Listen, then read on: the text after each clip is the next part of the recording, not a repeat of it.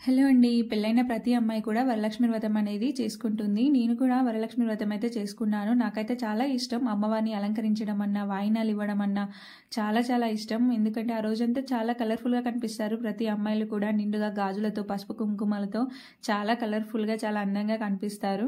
నా మొదటి వరలక్ష్మి వ్రతం అయితే పంజాబ్‌లో జరిగింది. మన సైడ్ జరిగే ఫెస్టివల్స్ అన్నీ వేరే రాష్ట్రాల్లో చేసుకోవడం అంటే చాలా కష్టం. సామాన్లయితే అస్సలు దొరకవు.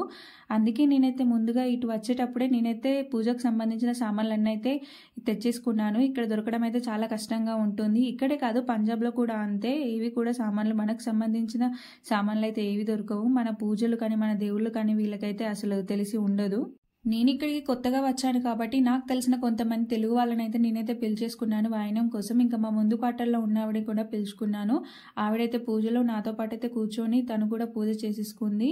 అండ్ మేమైతే మొబైల్‌లో యూట్యూబ్‌లో ఒక వీడియోలో పూజ అయితే స్టార్ట్ చేసి ఆ స్పీకర్‌కి కనెక్ట్ చేసి అయితే నేనైతే పూజ చేసుకున్నాను. చాలా బాగా అనిపించింది. పూజ అయితే చాలా బాగా జరిగింది. ఇక పూజ అయితే అయిపోయింది. ఇక దేవుడికైతే దండం పెట్టేసుకొని హారతి ఇచ్చేసి కొబ్బరికాయ అయితే కొట్టేశాను. గంటన్నర పూజ అయితే అయిపోయింది. చాలా బాగా అనిపించింది పూజ. నెక్స్ట్ ఇంకా నాతో పాటు ఉన్న ఆవిడకి కూడా హారతి అయితే ఇచ్చేసాను. తనైతే మహారాష్ట్ర ఆవిడ. తనకు కూడా తెలియదంట ఈ వరలక్ష్మి వ్రతం అయితే. నేనైతే 9 ప్రసాదాలు అయితే ప్రిపేర్ చేసుకున్నాను. ఇంతే ప్రసాదాలు చేయాలని అయితే ఏం లేదు. మన ఇష్టం, మన ఓపిక స్తోమతను బట్టి మనం ఎన్ని ప్రసాదాలైనా చేసుకోవచ్చు.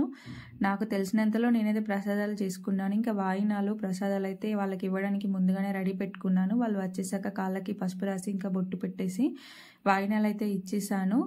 నాకు తెలిసినంతలో అయితే నేనైతే చేసుకున్నాను. ఏమైనా తప్పులు ఉంటే క్షమించమని అయితే అమ్మవారిని కోరుకున్నాను. ఇదండి నా వరలక్ష్మి వ్రతం లాగు. నచ్చితే కనుక లైక్ చేయండి, సబ్స్క్రైబ్ చేయండి. లాస్ట్లో ఒక సెల్ఫీ ఫోటోతో ఎండ్ చేసుకున్నాను. Bye bye.